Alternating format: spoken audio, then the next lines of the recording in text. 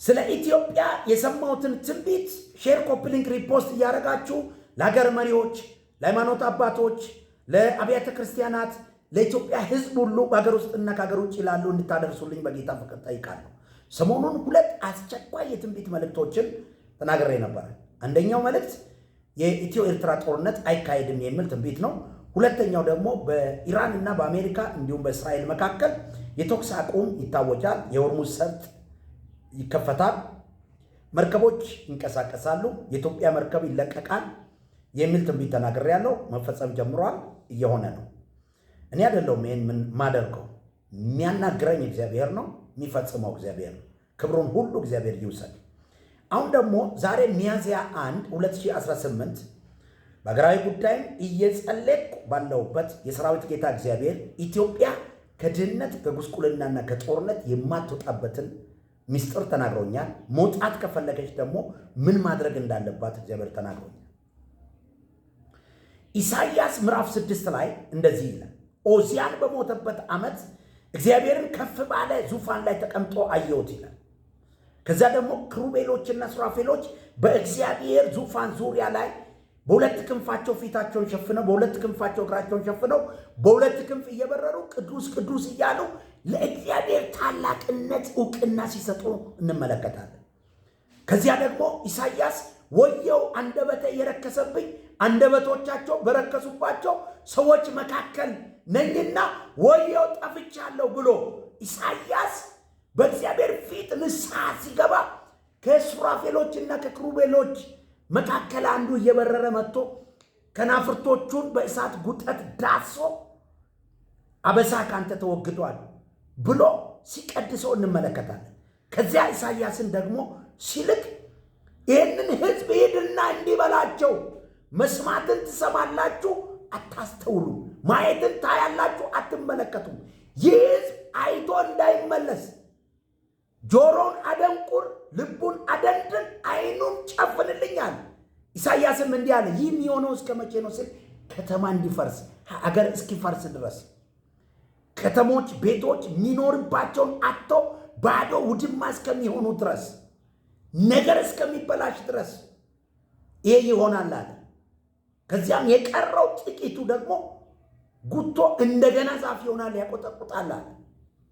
ኢትዮጵያ ከረሃብ ከጦርነት የማትወጣበት ከችግርና ከችጋር የማትወጣበት ምስጢር ምንድን ነው?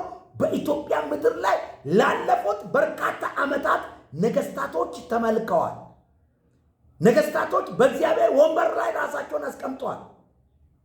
ከይኩኖ አምላክ ጊዜ ዘመን ጀምሮ እስከ ዛሬ ድረስ ከ200 በላይ ነገስታቶች ኢትዮጵያን ገዝተዋል።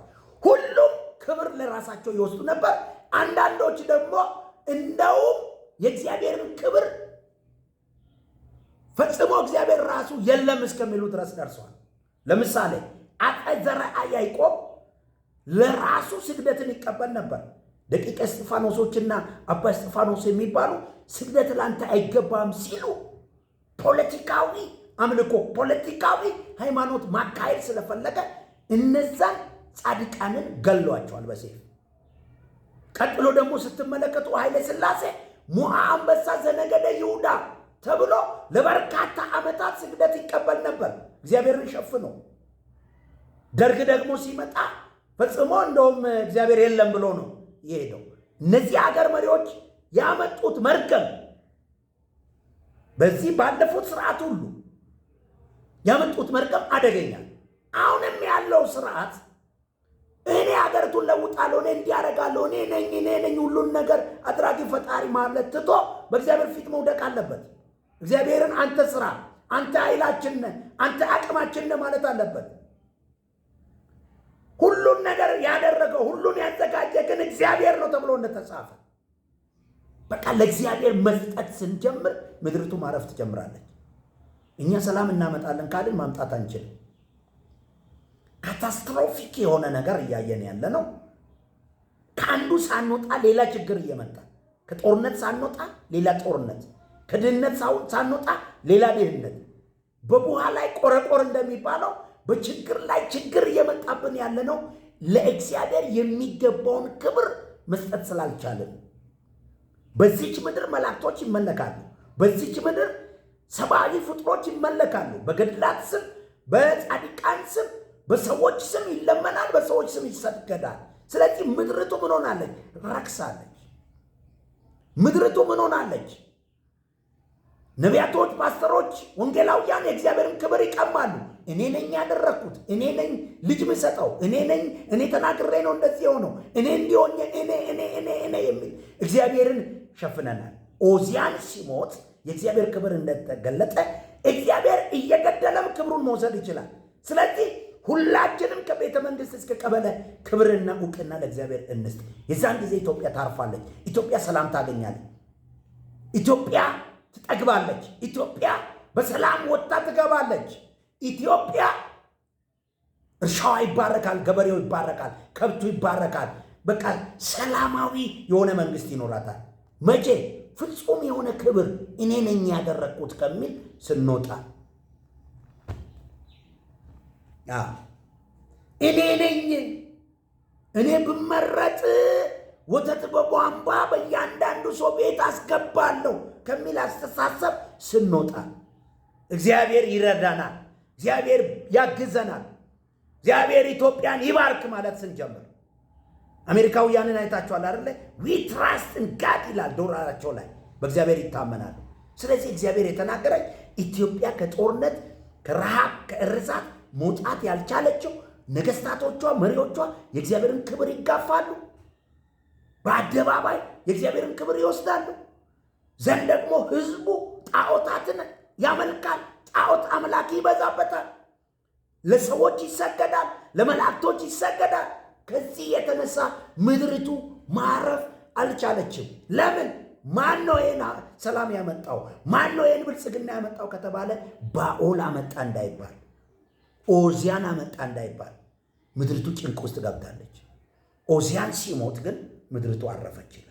የእግዚአብሔር ክብር ተገለጠች ይላል። ኦዚያን አትሁኑ መሪዎች፣ ኦዚያን አትሁኑ ፓስተሮች፣ ኦዚያን አትሁኑ አብያተ ክርስቲያናት፣ ኦዚያን አትሁኑ ነቢያቶች፣ ኦዚያን አትሁኑ ቄሳውስት፣ ኦዚያን አትሁኑ አባቶች፣ ኦዚያን አትሁኑ። ክብሩን ጠቅልሎ እግዚአብሔር ብቻ ይውሰድ። ከአ እስከ ፐ ክብር ለሚገባው ለእግዚአብሔር ክብር ይሁን በኢትዮጵያ ምድር ላይ። የዛን ጊዜ ኢትዮጵያ ከፍታ ላይ ትወጣለች። የዛን ጊዜ ኢትዮጵያ ትገፋለች፣ አትወርቅም። የዛን ጊዜ ጎተራዋ ይሞላል። የዛን ጊዜ ገበሬዋ ይጠግባል። የዛን ጊዜ የመንግስት ሰራተኛው ይጠግባል። የዛን ጊዜ ገበያው ይረጋጋል። የዛን ጊዜ ነጋዴዎቿ ቤት ሰርተው ይቀመጣሉ።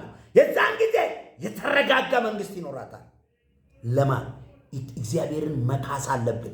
እግዚአብሔር የለም ተብሏል። በዚች በኢትዮጵያ ምድር ምድሪቱ አክልዳማ ሆና ቆይታለች። ሰዎች ግፍን ፈጽመዋል። በዘር በጎሳ በጾታ ተከፋፍለን ተገዳድለናል። የእርስ በርስ በቅኝ ግዛት ባንገዛም የእርስ በርስ የጦርነት ታሪክ እየተዳማን እየተቋሰልን አንዳችን በሌላችን ላይ ግፍ ሰርተናል። እውነተኛ እርቅ ጋር መምጣት አለብን። ከኔጌቲቭ ፒስ ወጥተን በጠመንጃ ከመጣ ሰላም ወጥተን በእውነት መተቃቀፍ ማልቀስና ይቅር መባባል አለብን። የዛን ጊዜ ይቅርታ እንባ ምድሪቱ ላይ ሲፈስ ኢትዮጵያ ትፈወሳለች። የዛን ጊዜ መሪዎቿ በእግዚአብሔር ፊት በአግባቡ መውደቅ ሲጀምሩ እኛ እናበለጽጋለን ከሚል አስተሳሰብ ወጥተን እግዚአብሔር ያበለጽጋታል ወደሚል አስተሳሰብ ስንመጣ ኢትዮጵያ ትበለጽጋለች፣ ኢትዮጵያ ታድጋለች። እግዚአብሔር አምላክ የሰማነውን መልእክት ይባርክልን። ሼር ኮፒ ሊንክ እናድርግ። እጃችንን ወደ እግዚአብሔር እንመልስ። በእግዚአብሔር ፊት እንውደቅ። እኛ ትሎች ነን። እንደ ሄሮድስ የእግዚአብሔርን ክብር አንንካ። በትል ተወግቶ መሞት አለ፣ መቀሰፍ አለ። በሀገሪቱ ላይ ረሃብ፣ ርዛት፣ ጠኔ፣ ጦርነት እንዳይመጣ ከፈለጋችሁ መሪዎች በእግዚአብሔር ፊት ውደቁ። አገልጋዮች፣ ፓስተሮች የእግዚአብሔርን ክብር እንደ ቅርጫ አንከፋፈል። ክብር ለሚገባው ክብርን እንስጥ። ሁሉን ያደረገ እግዚአብሔር ነው ብለን አፋችን ሁልጊዜ በአደባባይ እግዚአብሔር ይበል። ኢሜጃችንን ለመገንባት የተሯሯጥንበት፣ ለመታወቅ የተሯሯጥንበት፣ እኔ ካልቆምኩ፣ እኔ ካልሰበኩ፣ እኔ ካልጸለይኩ፣ እኔ ካልዘመርኩ ያንበት ዘመን ያብቃ። እግዚአብሔር ክብሩን ይውሰድ። ተባረኩ። ሼር ኮፒ ሊንክ ሪፖስት አድርጉ። እኔ ነቢይ ዶክተር አትክልት ሽታይ ከኢትዮጵያ ሐዋሳ